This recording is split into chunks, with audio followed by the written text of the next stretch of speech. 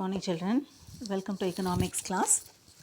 So in the last class we finished the last session with by discussing the comparison between the classical theory and the modern theory. Now today we shall discuss about what are the advantages or what are the gains that we get from the international trade. See, international trade involves movement of goods from one country to other country. Okay, where money, of course, money is a medium of exchange, where exports and imports plays a major role. Now let us understand what are the how countries are getting benefited because of international trade. See, international trade, it helps the country to export whatever is the surplus goods that are there. See, something, when we have something in excess, what can we do? If it lies with us, it becomes rather waste, or it gets deteriorated rather. So what can we do? The surplus commodities can be exported to other countries. When we export, what will we get in return? We get benefits, monetary benefits out of that. Now let us understand this under each side heading, under some categories. First is efficient production. See, international trade makes every country, it brings a participation in every country. Whichever country is specialized in producing a particular type of commodity enjoys the absolute advantage or comparative advantage, which we learnt in Adam Smith's absolute advantage theory and Ricardo's cost comparative theory. So whichever country enjoys the comparative advantages can specialize in that particular product and can increase the exports of that particular commodity. So what are the benefits of that? They can utilize their available resources in a better manner. Next is, they can concentrate only in the production of commodities where there is comparative advantage. See, when you compare the production in the last class, comparing the production of wheat and cloth, in whichever we have advantage, whether if we are producing wheat, will be advantageous, means we can concentrate on the production of wheat alone, rather wasting energy in concentrating on the production of cloth. Instead, what we can do? We can produce more wheat, exchange wheat for cloth. By doing this, because of specialization, we are saving time. Next is, not only that, perfection of skill in production. See, we know our country's resources are capable of producing only wheat. Then applying all our skill in producing cloth will not be an efficient task, because our features, our the benefits that are associated with our land is capable of producing only wheat, means we need to perfect the skills in production. Next is, by doing this, we can improve the technology of production, because we have to produce only in large quantities. As a result, what will happen? When we start getting specialized, we will be able to think easy and better ways of doing a task. So what will happen? Techniques of production will get improved. Next is, this will lead to what? Specialization will always lead to increase in production and reduction in cost. Automatically, when we get money in returns, it will lead to higher standard of living in the trading countries. Whichever countries have got trade relationship, international trade, definitely there will be their standard of living will be on the higher side. Next is how the equalization of price occurs between the countries. See here, somehow the justification given on the 3 points which are given under the equalization of prices, they have given these as points. Somehow it is not justifiable, but anyway we need to, just because it is given in our text, we need to understand it. See, when international trade, they say that it helps in equalization of prices, which means the price of goods are equalized between the countries. See, in reality, the price of a commodity in India is not equal to the price of the same commodity in America. Okay, because though we say that we are following comparative cost advantage, absolute cost advantage, okay, because of international trade, excess is taken from one place and given to the place of requirement. By doing that, okay, it is assumed that price of the commodities does not vary on the higher side. Next is, difference is only with regard to the cost of transportation. That is true. See here, a commodity which is not available in Tamil Nadu can be brought from North India, means the transportation cost is there. The difference is what? The price is very high because it involves the cost of transportation. So for which the difference in the price of the commodity is only because of what? The cost of transportation of the commodity. Next is price of factors of production are also equalized, which means the movement of not only men, no, the labor is also able to be moved from one place to another. So what will what they finally conclude to say is a person earning in India, okay, will also be able to earn the same amount of money when he moves to some other country, or a person in America, when he moves to India, he'll be able to earn the same amount for the factor of production, they say. But in reality, it is not happening in reality. Okay, next is equitable distribution of scarce resources. This is absolutely true.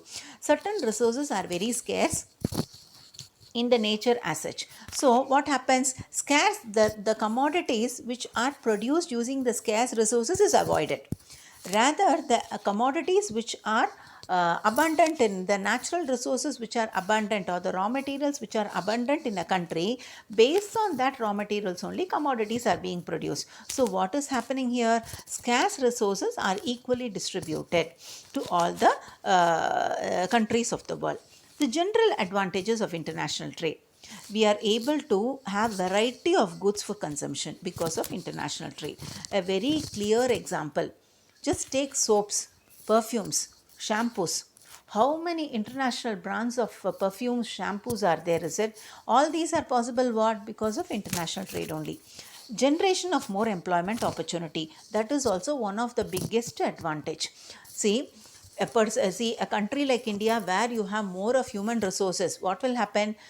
People are able to, only because of the international trade, men are able to move from one country to other, materials are able to move from one country to another. There are many Indians who are not working for Indian companies, they are working only for foreign companies. So what is the reason for this employment opportunity generation? It is only the international development of international trade which has generated more of employment opportunities. Next is industrialization of backward countries. Because of international trade, money or capital flows from developed countries to the developing countries or underdeveloped countries. So what happens is, when money flows from a richer country to a poorer country, money is being spent on development of the backward country. As a result, what happens? The backward countries become industrially developed. Next is improvement in relation among the countries. Here they say that by having international trade, there develops a smooth and cordial relationship between the countries. I do not know how far it is true, because many a times we enter into rift because of money issues only. Next is division of labor and specialization. It is absolutely true. See, we become specialized when we continuously do a repeated task, when we do more quantity of a commodity. Next is when large quantity is to be produced, the task of production of one product is not given to one person. The whole task, the production process is divided into small production processes, and each process is given to a team of people who are specialized in that particular task. Next is expansion of transportation facility. This is also true. Only because of the development of international trade, the development of transportation, air transport has increased, the development of water transport has increased, the development of road transport also has increased. So it leads to the expansion of international trade. See, this is actually a general question only.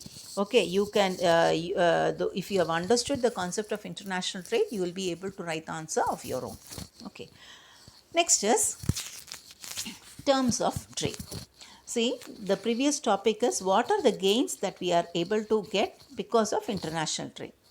Now, this gains on international trade depends on one more important aspect called as terms of trade. On what terms we are exporting and importing so that we are getting a gainful returns. Okay. Now, the gains from international trade depends upon what? The terms of trade. What does terms of trade mean? A very simple explanation. Underline this, it refers to the ratio of export price to ratio of import price. The ratio of export price to import price, that is export price divided by import price, that's all. Okay, the price of exports divided by price of imports. This is terms of trade. Okay, you do a comparison between how much is exported, at what price the commodities are being exported, at what price. See, a very simple index of export price divided by index of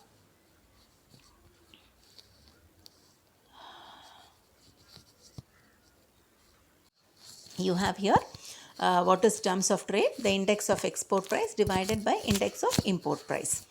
The meaning, it is the rate at which goods of one country are exchanged for the goods of other country. Okay, how can we express this as the relationship between export price and import price? You can just look into this, the relationship between the export price and import price. What does that it improves when will terms of trade improve? When our export prices are higher than our import prices. Okay, the price at which we are exporting should be higher than the price at which we are importing. Only in such a term or only in such a condition our terms of trade will show an improvisation. Next, under the terms of trade, we have got different types which is classified by an economist called as Gerald Mayer. He has categorized the terms of trade based on the ratios of exchanges under three categories. Okay, we learn, and one given by two types of terms of trade given by Taussig, that is net barter trade and gross barter trade. It was given by Taussig. And income terms of trade, it was given by Dorrance. All these are very simple to understand. Okay, it is a 3-mark question, and I am sure that all of you will find it very easy to write this answer and easy to understand also. See, this particular lesson, though the lesson is very lengthy, the topics which are covered under this lesson is very easy to understand. Okay, though all these are new terms for us, it is very easy for us to understand. Not only understanding part, it is easy for us to learn and write also. Okay, I am sure no one will miss this lesson. Next is, first let us understand what is net barter trade. It was developed by whom? Taussig. In which year? 1927. Underline this. Okay. See, what does he say is the ratio between the price of exports and imports. Very simple. Is called net barter trade. Okay. Later on, an economist called as Winner, he has said that he has named it as commodity terms of trade. How will you express in terms of formula? Net terms of trade, that is TN, is expressed as price of exports PX divided by price of imports PM multiplied by 100. That's all. So, when the value of TN, that is terms of trade, is more than 100, definitely we say that it is a favorable terms of trade. Okay, when the value of TN, if it is more than 100, then we call it as what terms of trade? Favorable terms of trade, which means for a rupee of export, okay, you can import more commodities. That is what it means. Okay, next is gross terms of trade. See, this again was developed by Taussig in 27, which is an improvisation of the net terms of trade.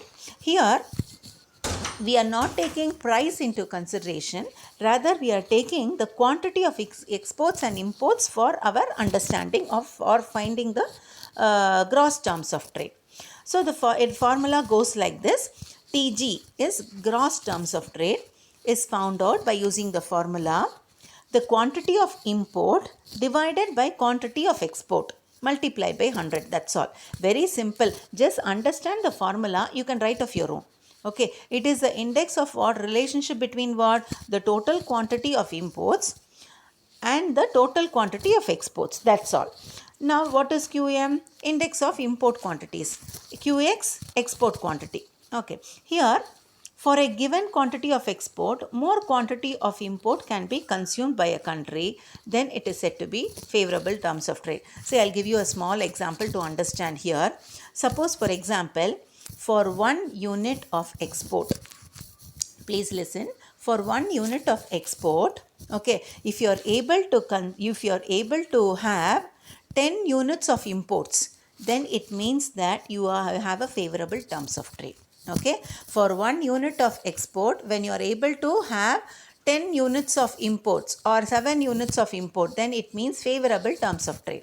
On the other hand, okay, for 10 units of export, okay, if you are able to have, okay, only 7 units of imports, okay, then it is unfavorable terms of trade. Okay, you are exporting more, okay, for a lesser value of imports. Your units, the amount of units because it is measured in quantity. Okay, for 10 units of exports you are able to have only equivalent 7 units of imports, means you are under loss. Okay, it is unfavorable terms of trade.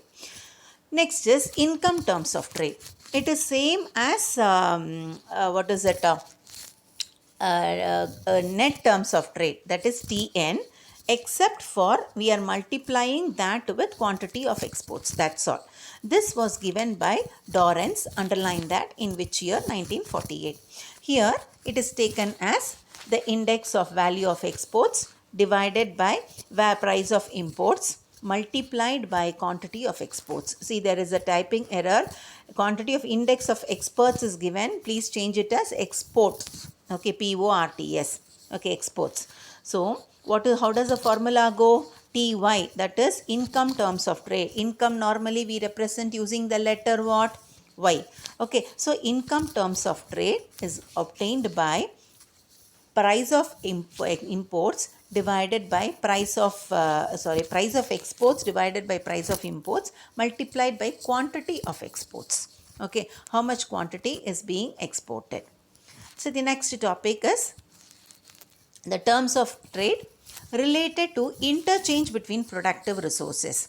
How we are able to interchange between the productive resources. Here we are taking into consideration how much is the cost of the factor of production, okay, being employed for the exporting country and importing country, per unit of exports and per unit of imports. How much, what is the cost in terms of the quantity of factors of production in case of export, in case of imports. What are the factors of production? Land, labor, capital, organization. Okay, so how much of, what is the cost of your factor of production for your exports, and what is the cost of factor of production for your imports? This was derived by Winner, okay, an economist called as Winner. Okay, there are two types of terms of trade explained by Winner. One is single factorial terms of trade. Under the single factorial terms of trade, they have taken into consideration the cost of factors of production only for exports. Only for what? Exports. The factors of production of exports. See, here it represents the ratio of export price divided by import price multiplied by what? FX. FX here refers to factors in production or the cost of the factors of production used for exports. Okay, how much factor of production, what is the total cost of factors of production for exporting that commodity? That's all. So, it is very, very simple.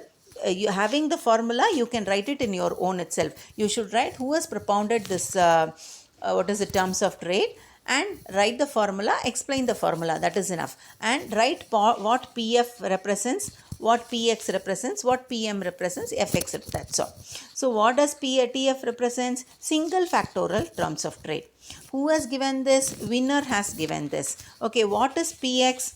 It is the price of exports. What is PM? Price of imports. What is FX? It stands for productivity in exports. That is the cost in terms of quantity of factors of production used for what? Used for producing units of per unit of exports. Next is single factorial theorem, means definitely there should be double factorial theorem. See, under the double factorial theorem, not only the cost of production of export is taken into consideration, the cost of production of import per unit is also taken into consideration under the double factorial theorem. Terms of trade. This was also given by Winner only. It is called as double factorial theorem. The formula goes like this: TFF, which means terms of trade based double factorial terms of trade. Double FF is there. So it is easy for us to understand also. Here the same formula, PX, export price, divided by PM, import price. Okay, whole thing into FX by FM. Fx represents, what does Fx represent? The Fx stands for productivity in exports. That is, what is the index of cost in terms of quantity of factors of production used per unit of export. The same thing. What does Fm represent? The represents import index of cost in terms of quantity of factors of production employed for what? Used for import per unit of commodity. So it takes into consideration the productivity in the country which is exporting, as well as the productivity of the factors of production in the country which is importing also. Okay, so I think the time is almost 20 minutes. Shall I go to balance of trade versus balance of payment? I shall just take what is balance of trade alone today. Okay, balance of trade, it means the total value of goods of a country's exports and the total value of country's import. It explains the balance of trade, and it explains two different concepts which are used in international economics. Okay, balance of trade, underline this, it refers to the total value of a country's export of commodities and the total value of the country's imports of the commodities. Whatever the total value of imports and exports refers to balance of trade. Only exports and imports of a commodity are included here in the balance of trade. That is, here they are taking into consideration only the visible commodities, visible trade. Visible means something which you are able to see, goods only. Services are not considered here. Which you are able to see and which you are able to feel only are taken into consideration for what? Balance of trade. So only export and import of commodities are included in the statement of balance of trade. Okay. Movement of goods, that is export, movement of goods from one country to other country, are known as visible goods. How are they called as? They are called as the movement of goods are called as visible goods, because the commodities as such moves from one country to other country. You can see by your eyes, you can feel by your hands, and it is physically verified by the customs authority. Okay, so there is it is called as visible trade. Next is favorable and unfavorable. Just look into the small picture representation. Favorable, balance of trade, favorable conditions. When will there be favorable conditions? When the exports are on the higher, are growing, and the imports are degrowing. You could see the upward arrow mark of exports, green color, which means exports are more, and downward imports, which means imports are lesser. Now let us understand what is favorable balance of trade, BOT, unfavorable balance of trade. When the total value of commodities exported by a country is more than the total value of commodities which are imported by the country, then imported into the country, then such a trade you call it as favorable balance of trade. Very simple, children. Okay, when the total value of exports of commodities is more than or exceeds the total value of imports of commodities, then it is said to be what trade? Favorable balance of trade. Opposite of that, it is unfavorable. Exactly the reverse of it. If the total value of commodity exported in a country, if it is less than the total value of commodities that are imported to other countries, then you call it as what? Unfavorable balance of trade. Just write and keep in your textbook, E greater than I means favorable. E lesser than I means unfavorable. Write this in the place in this next to this paragraph. Unfavorable BOT, favorable BOT. Favorable BOT means E, capital E greater than capital I, which means the value of exports are greater than value of exports are greater than the value of imports. Unfavorable, E, capital E lesser than capital I. So how will you, so it is easy for you to learn if you write it in small short forms. So here the total value of exports. If it is lesser than the total value of imports, you call it as unfavorable balance of trade. So with this, we are finishing today's class. What all did we see in today's class, children? We saw what are the gains of international trade. Next, we saw what is terms of trade. Terms of trade refers to ratio of export price by import price. Under that, okay, we saw the meaning of TOT, types of terms of trade. Under the types of terms of trade, three types we saw. One is net terms of trade, where it is given by the formula Tn is equal to Px by Px divided by Pm into 100. Then gross terms of trade. Here we are taking into consideration the quantity of exports and quantity of imports. So here look into the formula. Here it is Qm divided by Qx, which means quantity of imports divided by quantity of exports. For 1 rupee of export, how much if I am able to get more of imports only, I am at profit. So that is the reason here imports will be in the numerator. Quantity of imports will be in the numerator.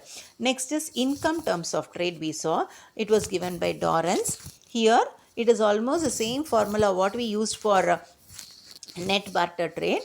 Ty is equal to Px divided by Pm into quantity exported.